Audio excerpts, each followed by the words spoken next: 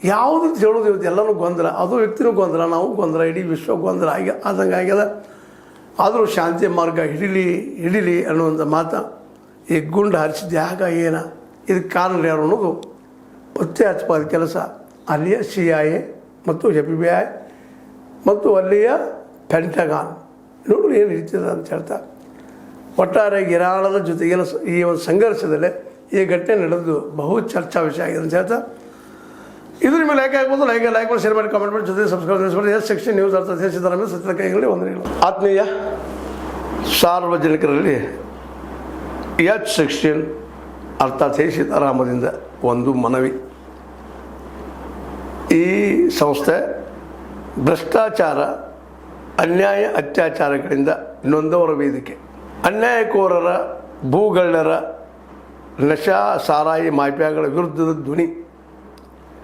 ರೈತರ, ಕೂಲಿಕಾರ, ಕಾರ್ಮಿಕರ, ಬಿದ್ದ ಸಮುದಾಯ ಜನರ ಧ್ವನಿ ಬೆಂಬಲವಾಗಿ ನಿಂತು ತನುಮನ ಧನದ ಸಹಾಯಕ್ಕೆ ಸಾರ್ವಜನಿಕರಲ್ಲಿ ಕೋರಿಕೆ.